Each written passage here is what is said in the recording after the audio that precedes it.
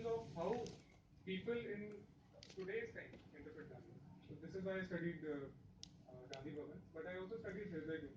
But I have to study Sevagram as well. One of the basic points from where it all started. And when you get to Sevagram, maybe you would have got carried away with it. It is so influential when you stay there, maybe for a day or two. You get so influenced by that place that maybe your design would have changed. The second point was, when you talk about Gandhian principles, you have 11 principles, right? Yes, sir. The only thing is that impact is not there when you talk in terms of English, you know. सत्य को जो truth करके कहा जाता है तो हमें जो इम्पैक्ट जो है you have सत्य अहिंसा स्वदेश and then you have talk in terms of let's say what truth non-violence that impact is totally lost. I felt that 11 principles in Gandhiji's language should have come there rather than your English versions of those principles to make an impact. I mean, of course, you give your adaptation, your interpretation of those principles. You have done that. For example, truth, you say it should be true to your materials. Then you have Swadesh, maybe you have materials in the surrounding or in the vicinity. Whatever. That is there. But the basic impact of the title is that. Of course, it's a very minor thing. And finally, when you came up with your design, I would have expected at least the last sheet where you show the success of those Gandhian values to your design. If you want to, I mean, go back to stage one or step one when you started off, where your take-off point was Gandhian values, and then the final design, the one sheet, an overlay maybe, where you show that those Gandhian values have been adapted there in the final design, which is missing. When you talk of design, you only talk of design. And the values then get lost in the post. So that, a jump back maybe, a step back, and then showing it that it has been successfully applied, that would have made a lot of difference.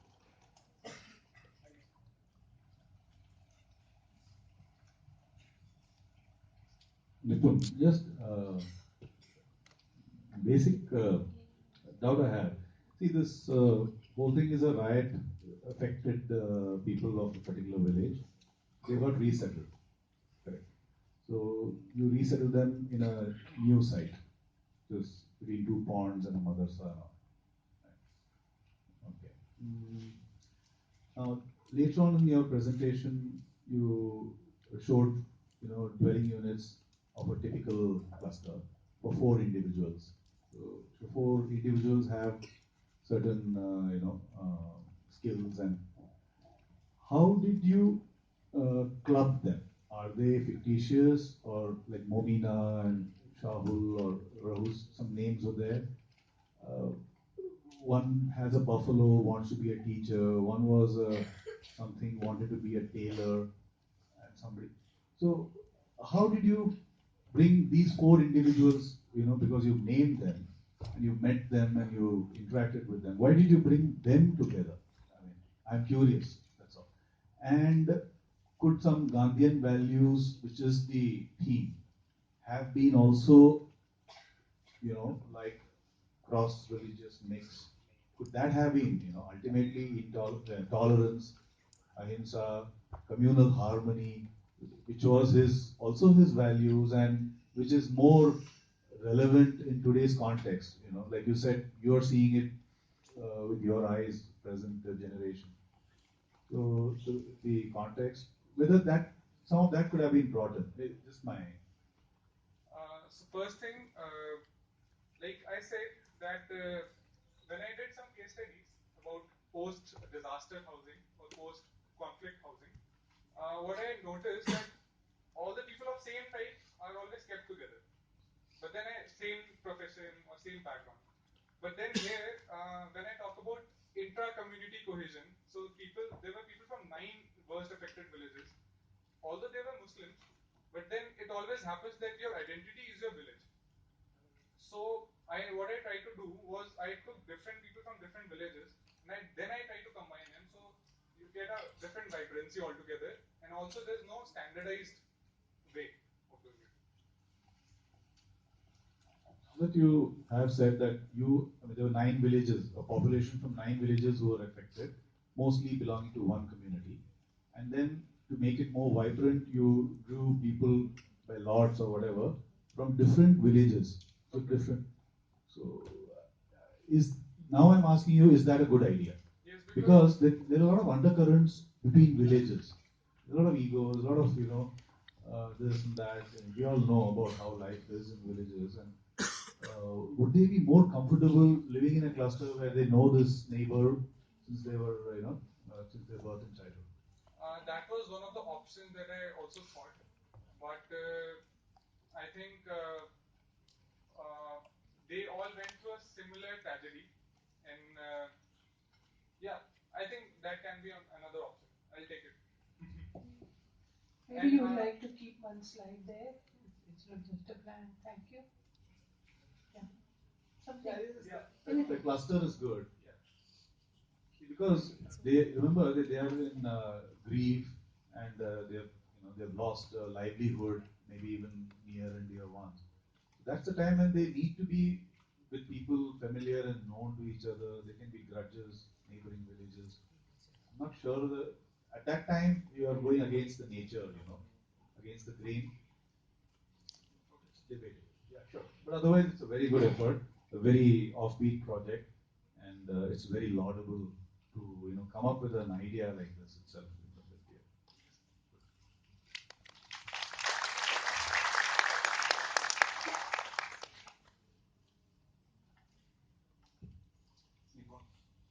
Yes, I'm more confused now than before when you started. No, actually, when you looked at the topic, I was expecting something else. I was actually wondering what this topic will be in terms of architecture. The first thing is the riot inflicted communities, first thing, and settling them in a new area. So I expected something of a design which will address that right itself, okay? And not that kind of right not to happen. There could be some Gandhian values to bind them together. That I think finally was not there. It was something else. It was the certain architectural values which you derive from the Gandhian principles. That has been done before also. Many people have done it very different ways. You have done it with Christopher Alexander's, the way of pattern language and all that, which personally I'm not very convinced about pattern language itself. You don't, mathematically you don't bring patterns, and that patterns do not stick always. The people have come up with their own number of patterns. Because finally you cannot bring down all these parameters into very strict basics. So that is where, I don't know if you can elaborate on that. But secondly, when it comes to the principles itself, there is a major idea which comes in the Gandhian literature of technology and tools. The basic thing. The tools are taken as extension of human limbs.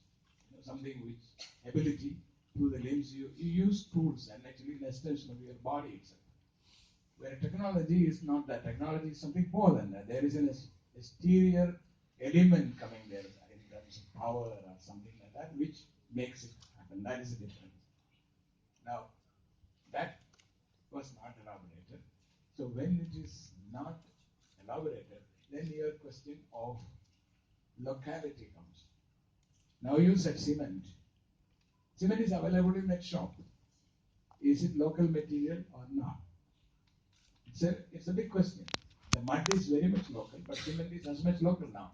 The tiles, it is local.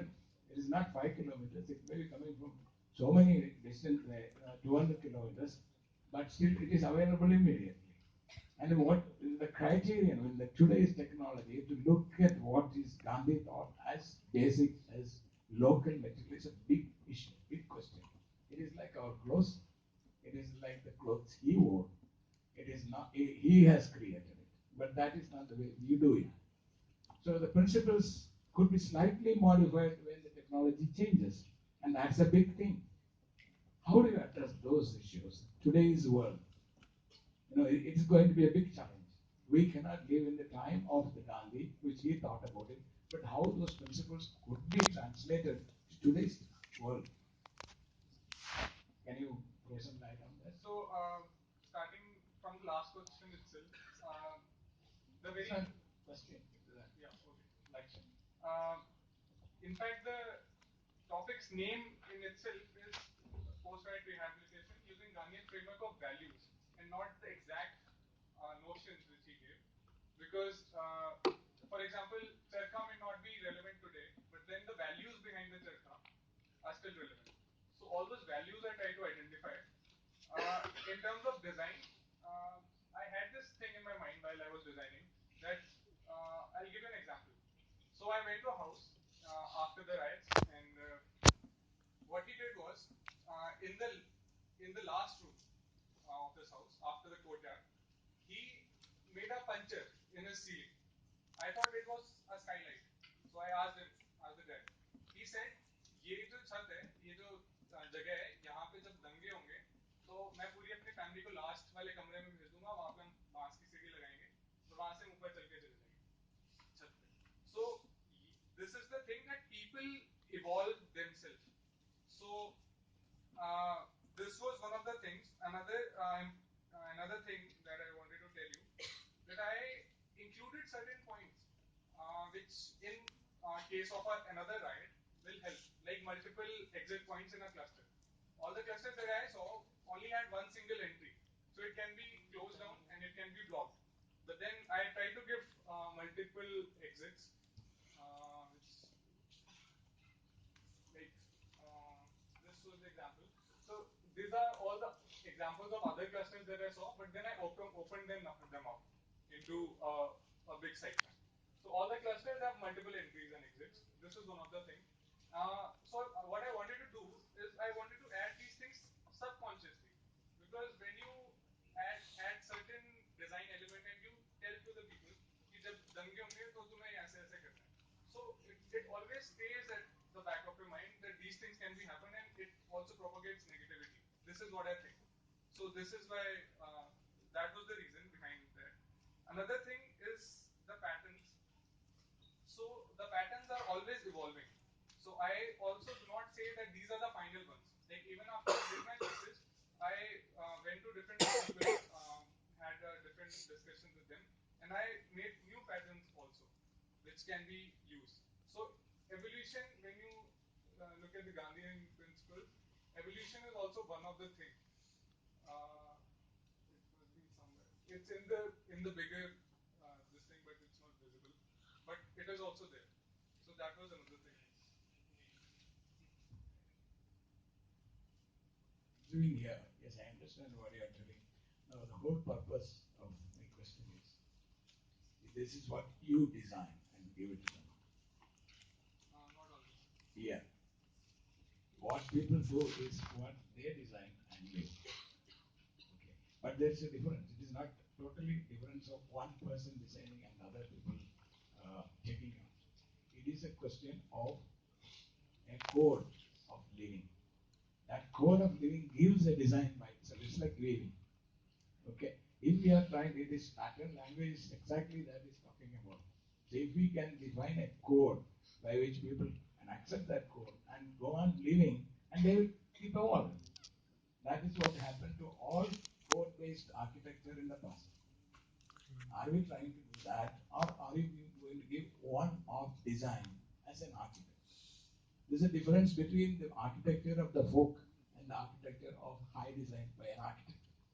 So I am asking that question. Are you going to do that a God's job of being an architect, or as a people's job of giving a code? In this particular project, I did it in two ways. Like while I was designing the site, while I was designing the houses, at that point of time, I was the architect as a facilitator. So the people, they had their own notions of design, and I was facilitating those designs under a certain guiding framework. But when I was designing the innovation center, at that point of time, the role of architect was, I think, in terms of technology, in terms of techniques, was more. Also, I just remembered another thing. That you were talking about tools. So, as I earlier in my presentation also said that we cannot restrict what was there, but it will always evolve. So new technologies can be added. In fact, Gandhiji's notion of using machines was also pretty much different. It's like pretty much not clear nowadays. But he was never against machines. But there were certain points in those machines like transparency, like evolution. So those were the things which he wanted. Like there was a competition of charkha itself. So the charkha, which was a bit complicated in terms of design, was rejected. But then another one, which is now there, the famous one, is always accepted. So it is also a machine, but I think if you can get it, so we can discuss it. This is not the place to talk about it. Okay, we'll talk later then. I disagree with the idea that Chakra is a machine. In fact, that is the reason he always accepted it. Okay, we will have one quick question from the audience if there is any. I can see one hand. Mike, please introduce yourself before you. Hi, I'm Dhaval Chauhan. It was amazing that you chose the topic, and I think you conveyed it very well. The question I have that when you talk about riots and the people who have gone through the ordeal, it has an impact at various levels, like emotional, economic, and you are almost trying to reinvent your identity. So that takes me to the question of like, do they need to be reintegrated into the society, or the society in the riot is telling them that you are not needed, or you're not a part of the society.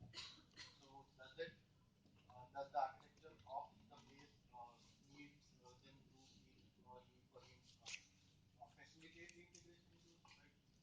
And if that is the case, then do you have a site that is within the city, close to the city, or outside the city? Because the site that you showed where the site is outside the major centers,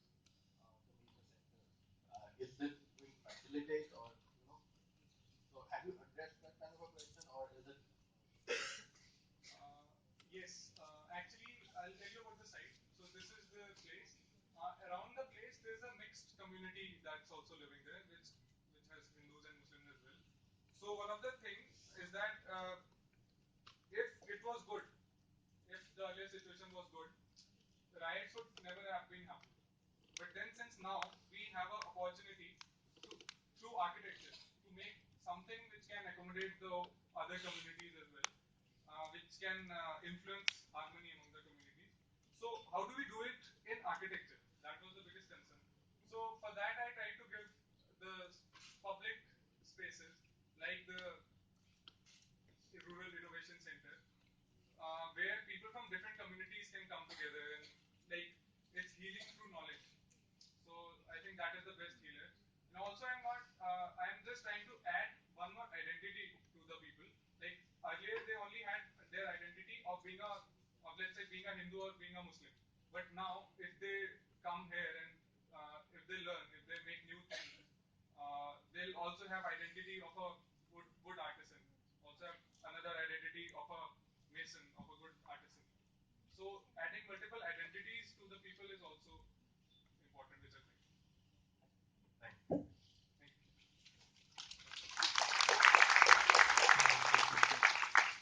At the end, just a minute. At the end, I mean, this is at an undergraduate level. This was a very emotional, very psychological sort of a subject. I mean, we should leave it at that. It's just an academic exercise. I mean, we shouldn't just be getting into all those aspects right now. But one thing that even the participants or the audience should know, the way he was extremely calm and the cool way in which he accepted all the questions and answered the questions, extremely confident, extremely, I mean, very, very vocal in that particular manner, no confusion, no nervousness. I mean, that is something which needs to be highly appreciated. Good. I mean, the message